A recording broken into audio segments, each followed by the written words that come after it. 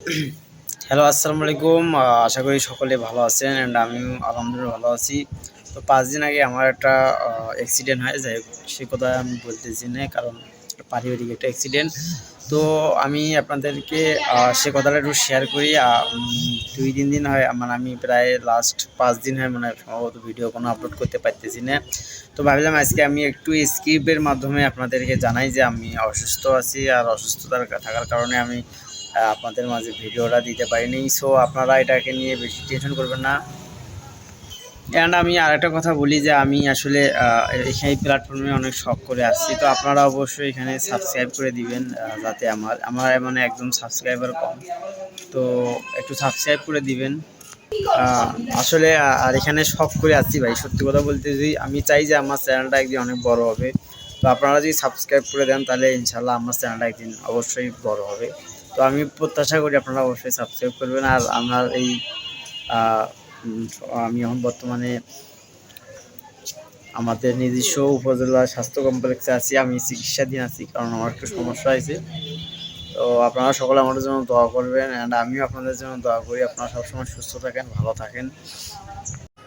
আর হ্যাঁ, যেটা বলতে চাইছিলাম যে আমার যে কারণে আমি অসুস্থ, আসলে আমাদের আমরা সবাই জানি যে আমাদের দেশে বৈষম্য বিরোধী ছাত্র আন্দোলনের আমরা সবাই যোগ হয়েছিলাম। তো অ্যান্ড আমিও শুরু থেকে এখানে যুক্ত হয়েছিলাম। আর এই ইস্যু ধরে কিছু শত্রু এলাকার ছাত্রলীগের কিছু শত্রু হয় আমার, তারা আসলে আমাদের একটা পারিবারিক কাজ থেকে টেনে তারা আসলে ঘটনাটাকে তারা এখন বর্তমানে মানে অনেক চালাকি করেছে আর কি। চালাকিটা কি, যাতে পারিবারিক একটা কাজের মধ্যে আছে, যাতে মানুষ মনে করে পারিবারিক কাজে, বাট ওরা ছাত্রলীগের ৪-৫ জন আসে একটু আমাকে আহত করে।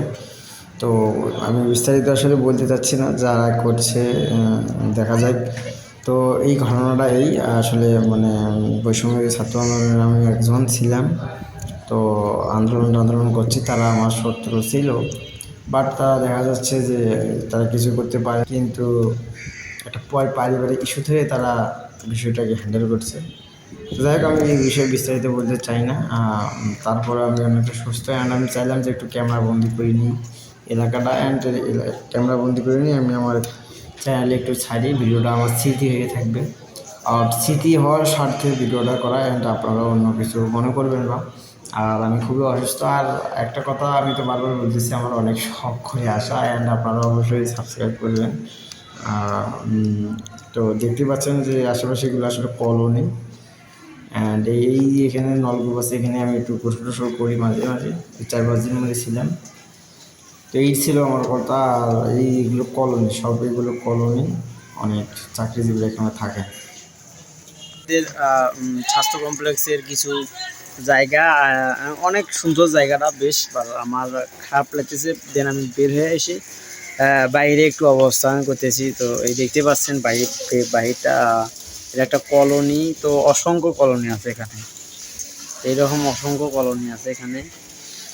অ্যান্ড ওই দিকেও আছে অনেক কলোনি। তো আর ওইদিকে সামনে আছে, বাট ওইদিকে আমি যাচ্ছি না, কারণ আমার তো আর সেরকমভাবে শরীর ভালো না। বের হইলাম এই কারণে, কারণ ভালো লাগতেছে না ভিতরে, যার কারণে বের হইলাম। আলহামদুলিল্লাহ আমি আজকে 5-6 দিন, 5 দিন না 6 দিন হবে সম্ভবত, 6 দিন পর অনেকটাই সুস্থ। এই 6 দিন একটু অনেক অনেক অনেক এই 6 দিন আমি মানে অনেক অসুস্থ ছিলাম, বাট আলহামদুলিল্লাহ সুস্থ। তো আমি ভাবলাম যে একটা অনেক দিন থেকে দেই না, ভিডিও দিচ্ছি না। তো অনেকেই বলতেছে যে ভাই আর কোনো ভিডিও দেয় না, তো শখ করে আসছি ভাই। আপনারা একটু আমার চ্যানেলটা সাবস্ক্রাইব করে একটু বড় করে দিয়েন, এটাই আপনাদের কাছে আশা। আর একটু ভিডিওটা দেখেন।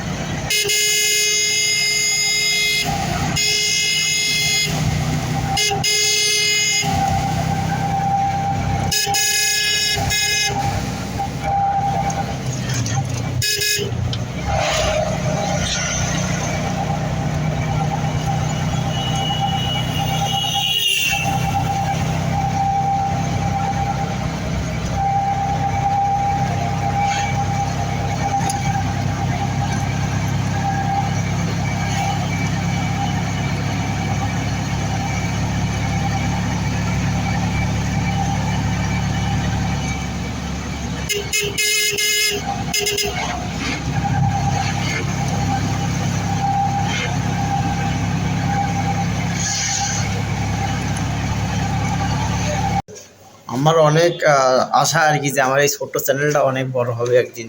তো এই আশা নিয়ে আমি আর কি এই ইউটিউবে অনেক বিপদের সময়ও ভিডিও আপলোড করার চেষ্টা করি।